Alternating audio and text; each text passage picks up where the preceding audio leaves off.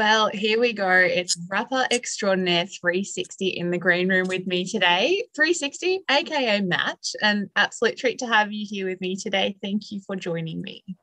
Thank you for having me. It's going to be fun. Yes, well, my room is not very green, but I will do my absolute best to make it feel like we're backstage somewhere fun instead of locked down in our houses. But like most of us, you have obviously had a pretty eventful 2021, but hot damn, it seems like you have been especially busy of late. There's obviously the impending deluxe reissue of Falling and Flying celebrating its 10th anniversary. There's unreleased demos kicking around on there and other bonus treats. But there's also been some brand new tunes as well. Like earlier in the year, you obviously released Standalone back in April. Now that it's been a few months since that track has actually dropped and been out in the world, and given how long it's been between new tunes for you, how does it feel to have new music out and about in the world? Oh, it's the reaction to that's been really great. It's been such a long time since I've released anything, and that is something where I really had to get a lot of stuff off my chest that dated back years. Like there's a whole lot of stuff I'm talking about that goes back so long ago. And it was really, really good to get it out. And I was kind of was in a pretty bad place. So I wasn't sure how it would go. Like I wasn't sure whether people would really be into it that much but people seem to be enjoying it. So I'm really happy with it. Yeah. And I mean, you have spoken extensively in the past about, your path to where you are now. And quite poetically, I did read you say back in the day that music has become your only vice. I mean, it's a huge thing to be coming to this point, but you do open up with Standalone with some pretty upfront sentiments. I mean, in particular, saying it felt weird you hadn't dropped anything in so long. When it came to actually creating new music at this point, like, was the intention just to kind of bare your soul, come out, kind of get that out of the road so you can kind of just move forward and get on with it? Like, what was the instigation with this? So I've been working on, I've been writing a lot of stuff, and originally Standalone was part of Rapper Tag that I just put out. And it was going to be that and then the actual Rapper Tag that I released. So it was going to be like 12 minutes. And we thought we should actually just put Standalone as a standalone track on its own. So yeah, that would have been way too much to have in 12 minutes. You know what I mean? So putting it into a song like that was the way to go. You've obviously come through so much to get to this point, and I do like Standalone kind of does sit perfectly standing alone in a way, but in terms of like music and what's driving you in 2021, like has music always been that first organic love for you, and has that permeated throughout everything you've done in the past?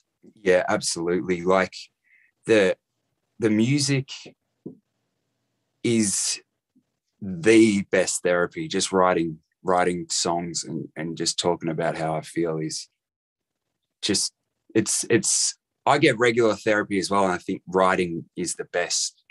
Therapy is great too, but making music is basically it becomes like an addiction in a way, because it's the only thing I really know what to do with myself, and know what I'm doing and stuff like that. Like I often think if I didn't have music, I can't even begin to imagine where I would be at. I'd be in a dark place all the time, and music is just amazing. Yeah, I think too, like in terms of how you got into this, like what actually inspired you to pursue this as a potential profession? Like, was there a lightning bolt moment where you realized, yes, I want this, I need this, I must become this? Or did you just wake up and suddenly you just, bona fide muso, basically? Well, I was in the choir when I was young. I was in the National Boys Choir, and I had pipes when I was little. Like I was like a little soprano, and it's hilarious. And I was into music like back then, but the thing that I wanted when I was growing up was basketball. I used to play hectic amounts of basketball, I was obsessed with it. And rap was just a bit of a hobby. It wasn't something that I would ever take seriously back then. And I was aiming to go to college in America to play ball, and my vision, have issues with my vision, and that sort of just killed the drive for basketball, because you can't shoot properly when you're going half blind and stuff. But that at that point it was like, well, I stopped playing basketball. Now music's really the only thing I've got. So it was started going really hard with that, but I still never saw it as a potential career. I started doing an apprenticeship as a chippy and doing a lot of work for, gyms, mowing, and just random jobs like that. And it was actually Pez who was like, we only live once. That gave me that speech, like we might as well do what we love doing and make it a career. Like, let's really chase it and go hard. And yeah, and then since then we just went for it, like I quit my apprenticeship that week when we spoke about it, and then we just spent years chasing it, and it took so long to get anywhere, like years of playing shows to no one and feeling like you're really not doing anything and it's not going to be successful, but you just got to persevere and it ends up coming around. Yeah, that's honestly incredible. I think, like, as a side note, you could probably still outshoot me even with worse vision. Like, I shot some hoops the other day and my free throw percentage was diabolical. So I feel like you'd probably already have one up on me there. But what was it like playing to those rooms? Like, if they're empty, like, was it just that underlying passion and just that motivation of just, this is just what I have to do? Like, is that what kind of kept you driving through those earlier years? Yeah, and we were just so hungry. Like, we loved hip hop, and it was in a time where we were just obsessed with just rap and just the art of rap and writing and trying to be the best rappers in the country. We were like, we're gonna in the next 10 years be the biggest in the country and be the best at writing raps and all this kind of stuff. So we were both driving one another, Pez and I, which was really good to have like your best mate there with you doing the same thing.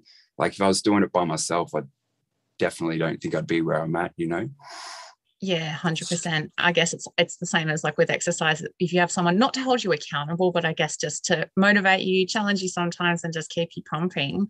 And in that era, like, what were you guys devouring? What were you listening to that was kind of driving all of this? Were there some key artists that you were really, really into? There's probably some obvious ones, but who was really doing the rounds on the playlists and the mixtapes back then? It was a lot of like Big L and Wu-Tang and Nas. Like, the Nas Illmatic album was like, that was something we thrashed all the time. And Eminem too. He was such a like killer MC. And we just got inspired by a lot of the kind of punchline kind of rap and the very raw kind of rap at that stage, and it evolved from there. It was interesting to see the music evolve from, going from really underground hip hop and stuff like that, and as we grew up, getting into other types of music and branching out musically as well and experimenting more. Like, when I was young, I had the mentality that pop music and stuff like that, I hated it. I thought anyone who had any sort of pop elements in hip hop, I thought they was selling out. I had that mentality. So it's very funny to come from that background to go to where I did with Falling and Flying, with that album, where it was very heavily pop influenced and stuff like that. But it just shows, it shows how interesting evolution is, Yeah, and interestingly you say that, like, that is one thing that album is quite notorious for. I mean, as I touched on at the start, you are coming up to the 10th anniversary of that incredible album, and it is so stylistically diverse. Like, But what I found interesting, what you kind of said about that at the time too, is that you, with that album, you said that you write personal and honest music and that's when you shine. And I think, like, obviously that seems like the tack you took with that album, but it is such an amalgamation of different styles. Like, looking back at it after a decade, how do you view that album? Like, what does it mean to you in the broader scope of your career at this point now? It's so hard to, it's like, I did an interview the other day about it, and they said, you know, that album changed the game completely because no one was really doing that kind of poppy music or mixing different elements of other styles and stuff like that. And when that album came out, it gave people it gave them they you can do that kind of music and it doesn't matter. You can do whatever music you want. You don't have to do like a typical sound of hip hop. But like back then there was like a very, very like specific sound to Australian hip hop. And we really didn't want to make that. We wanted to make something really unique and separate. So it's really hard to me to look at an album and think it changed the game. And, you know, it's just feels bizarre looking back now that it's had that impact. But I love it. I'm very proud of what we did. And it was such a great time in my life and just creating and everything. It was, really fun. But I just find it so hard to just think of myself as someone who's changed the game. You know what I mean? Yeah, which, I mean, you inevitably did, but I guess that's probably what is so incredible about what you do, like, because you're obviously constantly looking forward and moving forward. And I guess to slightly look back, even though you feel like it might not have been as prolific as it actually has been, like in terms of how you approached and created it compared to, say, like what you see is what you get, did you have specific goals in mind of what you wanted Falling to end up becoming? Like the debut was like, had that more comedic leaning to it at times. Like what was your mindset back in 2011 creatively with Falling and Flying?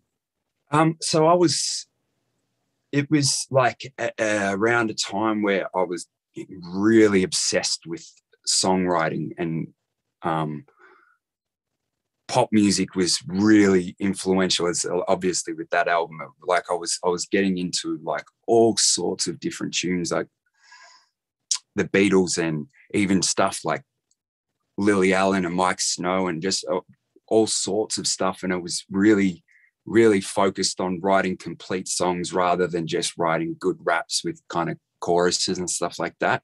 And teaming up with someone like Styles, who produced the album and you know, wrote it with me, he was just perfect for that. Because like I remember having the meeting with him when we were talking about working together, and he was very hesitant because of my background. He thought that I'd be wanting to come in and make like just a very Aussie hip hop album at the time, and he didn't want to do that. And I was like, I don't want to do that. Like I want to make something that's like bring in electro elements and all sorts of stuff. Like let's do stuff that has not been done.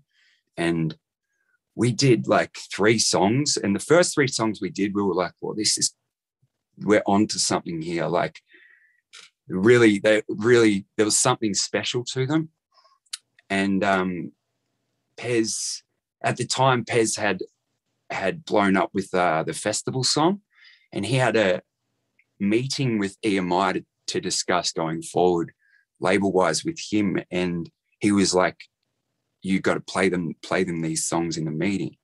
And which is very selfless, you know, like going to a meeting for himself and then putting your mate on like that is really, really solid, you know.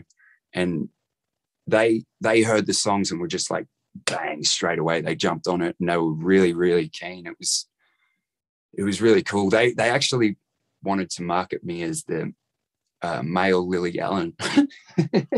Oh my God, I adore this. That's so funny. I was like, that's maybe not that, but you know, I respect it.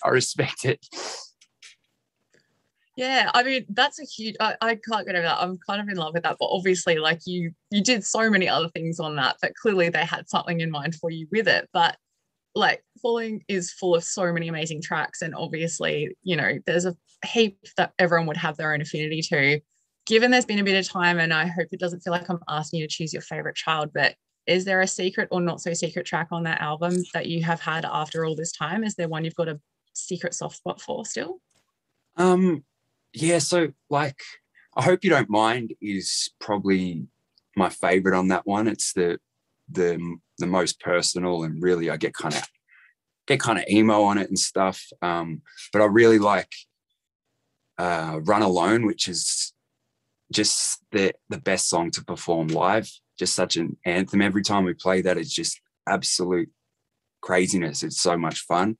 But there's also songs like Broken Wings, which is really, really different. And it's just a sound. I still don't know how to explain that song. And it goes down to this huge outro with like, yeah, big indie outro. And I like them. Yeah, I really like them all, to be honest. Even the songs that didn't make it, I have a soft spot for.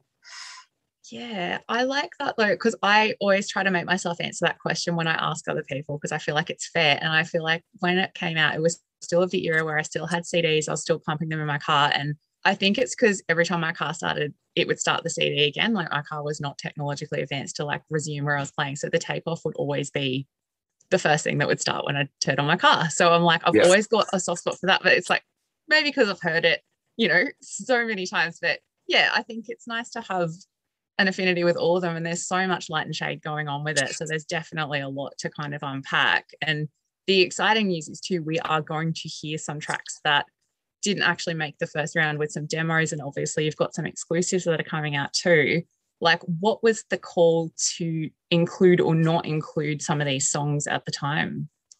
I was in such an internal struggle mentally with this album because of the background where I come from with like raw hip hop, and you know, being like very anti anyone who does any pop kind of stuff. For me to come from that and then do an album like this, I was like constantly thinking everyone's going to think I'm a sellout. Everyone in the scene's going to think I'm a sellout. And it really, really was something I struggled with. Like I almost didn't put Run Alone on the album because of that, because it was such a poppy song. And that it was actually, you know, it was like someone like Kanye influenced me a lot to just, if I love it, then it doesn't matter. And it's funny when you like thinking about it, it would have been more selling out to not do it, because I would have been doing something that I think they want rather than what I want. And that struggle was real though. And I think it was something I needed to get past. And Kanye did that with 808s and Heartbreak. You know, he was in the zone and really killing it. And he could have just kept going on the path he was and kept going up. But then he did an album like 808s and Heartbreak, which was so experimental and alienated a lot of people at the time. But it was like he did it unapologetically. He didn't even care what anyone thought. He just did it. You know what I mean? And I admire that so much. Yeah.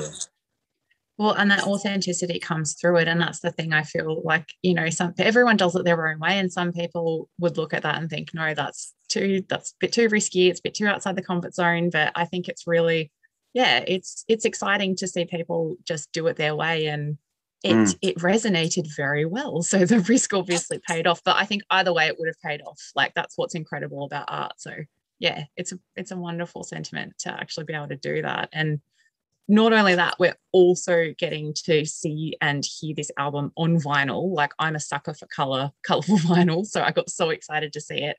How does it feel to be able to be releasing it on vinyl, especially to celebrate now? Really cool. Yeah, I'm loving it. I liked it by people that still buying vinyl. Like I really thought that was going to get phased out completely. But vinyl would probably sell more than CDs these days. Yeah. And I've seen some people too are starting to bring the old cassette back, which I don't know how anyone's playing it, because even like my laptop won't even play CDs these days. So I think I'm going to have to invest in something to get back in the cool with the cool kids and be able to play all the stuff again. CDs. Yeah. Times have changed, days. Yeah. And I guess that was the thing too, back when you were doing it, like CDs were still everywhere. All of this was still happening. Like, as someone who has been doing this for a fair while now and has had a lot of change and a lot of evolution along the way, like, what has potentially changed the least and or the most for you in the music industry during this time, outside of obviously the social media and the physical music thing? It's wild to think about. Like, I think about when, you know, people like the Motley Crue and stuff in that era, they came out in such a great time where you sold so many CDs if you were popular, you know, and as the internet, you know, evolved, it's gotten less and less and less. But I was very, very, very lucky with when I came out in the Falling and Flying period. There was so many festivals every year. There was just like 50 or something a year, and getting booked for so many was just really, really great. And I'm very lucky for that, because now there's like maybe 2 or 3 and that's it, you know, and it's a bit unfortunate in that regard. But the whole game has changed. Like radio, it used to be like, you know, you've got an album coming out, the way that labels would, you know, approach it was which songs are the more radio friendly songs, pitch them to the radio and then hope for the best, you know. And while radio is important, they've become less and less important now. And it's stuff like TikTok has become huge for promo. Like if you invest in TikTok influencers, say you've got a song that you think is really catchy and is going to do really well, if you invest in paying TikTok influencers to and try and get that song trending, you can. That's much better than radio, you know. That's what Masked Wolf did, I think, and he killed it. Did it perfectly. And you know, with the streaming and all that kind of stuff, the game has changed, and I think it's all about just adapting to it and not becoming like a blockbuster video kind of thing where you let everything just keep evolving past you. You got to keep evolving with it and think of new ways that you can capitalize on these new the new ways of the world and how everything works. Yeah, definitely. And I think it's not evolve or die sounds very dire and dark, but like if it's something that you do actively want to pursue, it definitely pays to go with the times. I mean, I still held out on TikTok because I'm 35 and I don't think it's my audience, but like you said, like from a musician's perspective, there is so much to be gained from it. And yeah, I did that with Facebook though. I held off for 10 years. So I've always been like 10 years behind. So I'll get on it just as it starts to get not cool. I don't really use TikTok, to be honest, because I don't understand it that much. I just think I'm a bit old, you know, but it is for marketing purposes and stuff like that. And the power the big influencers hold is remarkable. Like they can start trends. There's so much there to be utilized. And like I was watching a podcast with the games manager, and he was saying how TikTok is the number one go-to for promoting songs these days. It's not like radio's probably 4 on the list. It's all about, you know, you get people on YouTube who do like reaction videos and stuff, those kind of ways to promote stuff. There's so many, you can do anything really. Absolutely. It's interesting because I had Masked Wolf on a couple of weeks back and we were just chatting, and this was before he clocked his like little cheeky 1 billion stream club edition. And yeah, it's crazy, right? And it's absolutely correct what you said. And it's just, yeah, it can make or break in so many ways. And on that note, I guess as a creative, like it seems like something kind of hardwired and infused into you, and coming back into creating music and releasing music, I should say, in 2021, you are as fresh and as fierce, but what makes you creatively adventurous these days? Are you someone who looks beyond your comfort zone or looks outside, or are you conduit for the ideas and they just kind of flow through you organically? It's interesting because I think like back in the days, it was like, especially in the rap world, it used to be all about, the mentality was you stay in your lane, you know, and you be you don't, you know, use other people's styles much, and you just do what you do, maybe swerve out of your lane a little bit. But these days rap's become really interesting, where it's like everyone's jumping on the same wave that everyone else is surfing on, kind of thing. And so trying to push the envelope and do something completely unique and original is very hard these days. Like, a lot of stuff has been done. But for me at the moment, I'm very rap focused, and I feel like I'm in this place where I need to, I'm like practicing. Like, I feel like I'm in training camp, trying to lift my game as far as the writing goes, before I drop another project, because I'm not sure where I want to go musically. I don't quite know what direction to take, and usually it happens organically as I'm making music. A sound kind of starts to form, and then we go from there. But at the moment, I'm just writing just straight raps. I'm not really writing choruses or songs or melodies or anything like that. All I'm doing is just rapping, and I like that. Like, I'm enjoying it, and I think it'll be really interesting to see where the next project goes. I think it might be a thing where it doesn't necessarily have to be the usual way of rolling out an album. You can do things totally differently. Don't even have to drop albums. You can drop singles and songs. But I think these days it's got to have a lot of visual content. It's like, you can't just release something and then hope it does well. You've got to put a lot of content out. So for me, moving forward, there'll be a lot of videos, a lot of stuff like that. Yay. Well, that's exciting news for everyone. And it sounds like it's exciting too, because everything it hasn't always been like this, but I feel like everything's just kind of opened up. It's a bit of a free for all, but in a really exciting way. And in that respect, like, what are your thoughts on the current Australian hip hop? I hate to use the word, but scene, for lack of a better word. Like, do you think, is it healthy? Do you feel like it's a supportive place to be? Is it like somewhere that you actually are enjoying inhabiting still at this point? Yeah, I think it is in a wild, very healthy place. I think the amount of like new wave artists doing the more modern sound of rap, the more melodic kind of auto-tune stuff is amazing, because a lot of people, some people don't like the kind of music, and I get it, because it isn't your typical kind of hip hop and rap, but it is its own little subgenre now, where like people go in the booth and they don't really write, they freestyle this stuff, which is amazing. But it just means that it's not very heavily lyrically driven.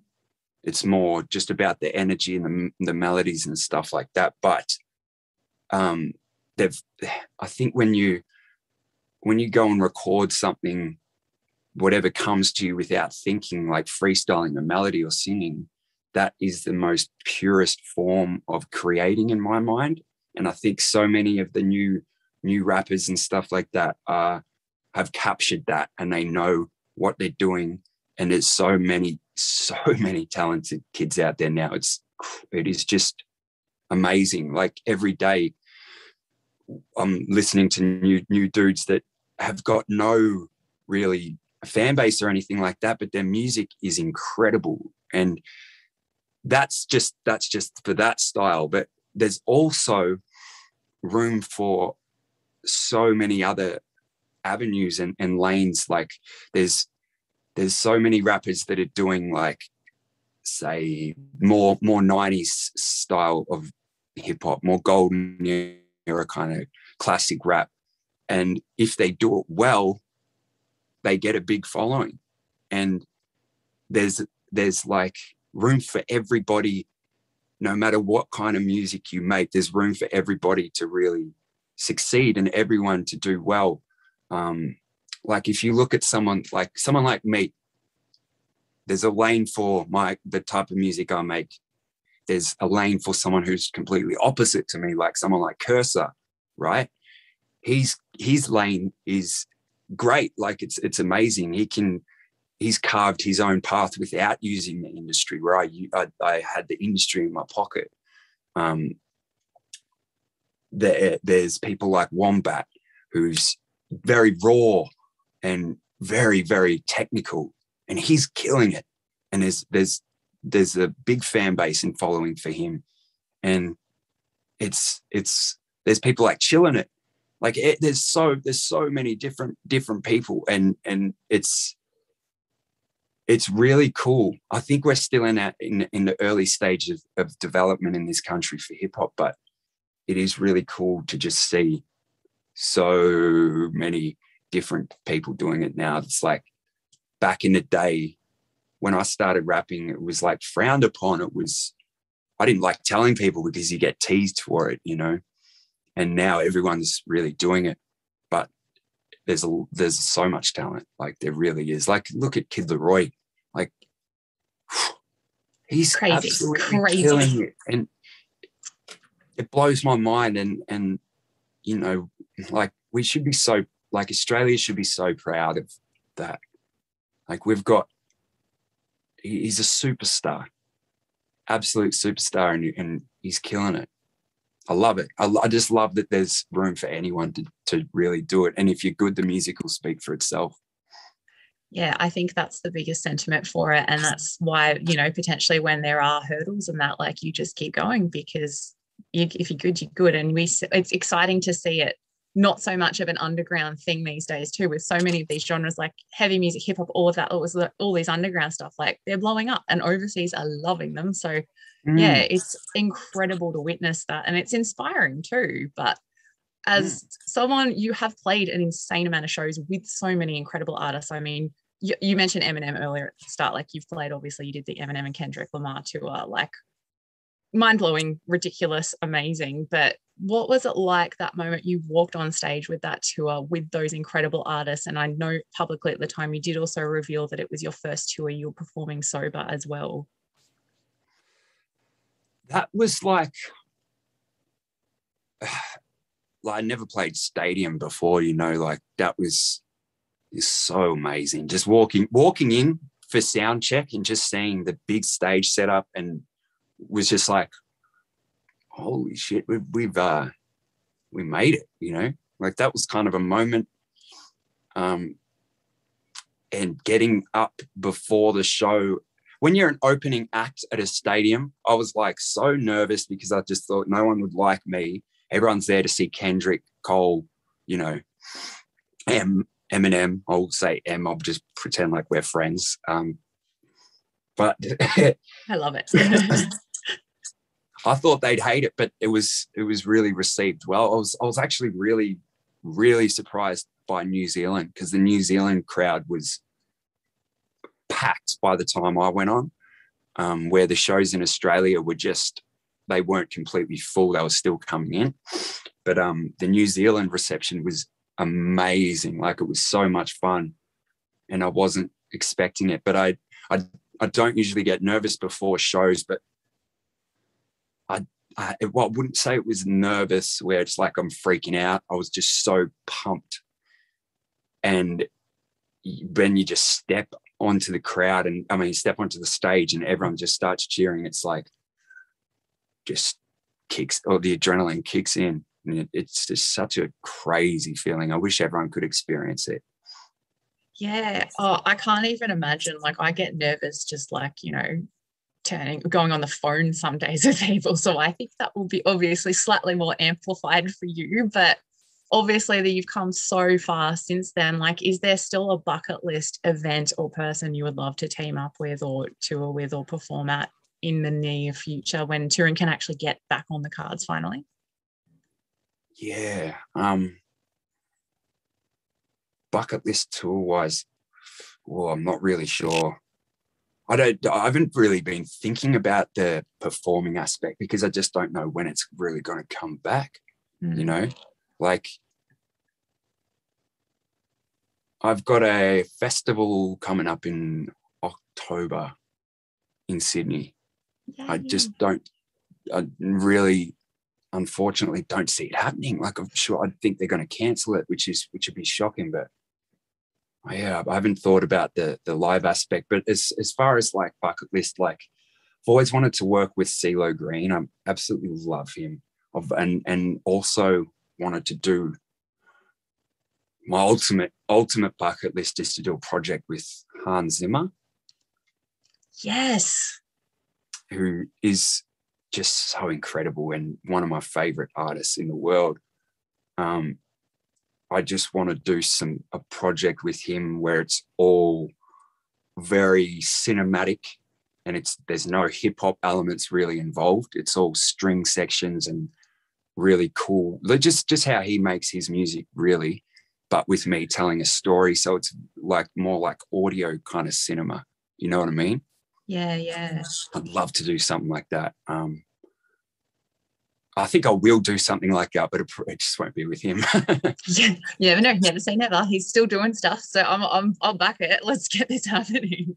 But in the short term, we obviously have a lot of other things to look forward to from you. Obviously, the reissue of The Incredible Falling and Flying, and it's an incredible milestone, an incredible journey to get here, and what an incredible human you are. Well, 360, thank you so much for joining me today. And as a thank you for your time, I have a special treat for you here through some incredible high-tech sorcery. I'll be passing you through my screen right now for you. Okay.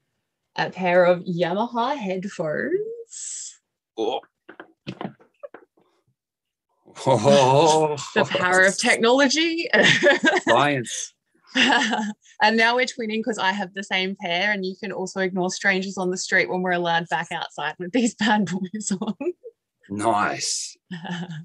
I'm so keen to check these out.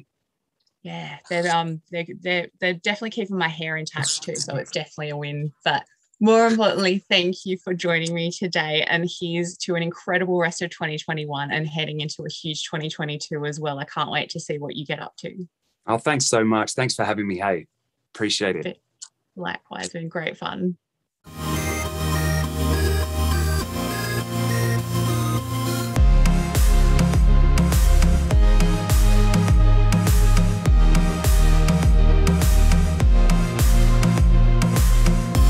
The Green Room with Tiana Speter is a podcast from the Handshake Agency Network, produced by Tiana Speter and Andrew Mast, with Pharrell D'Souza and Henry Gibson providing research, recorded and engineered by Zig Parker, executive producer Craig Treweek.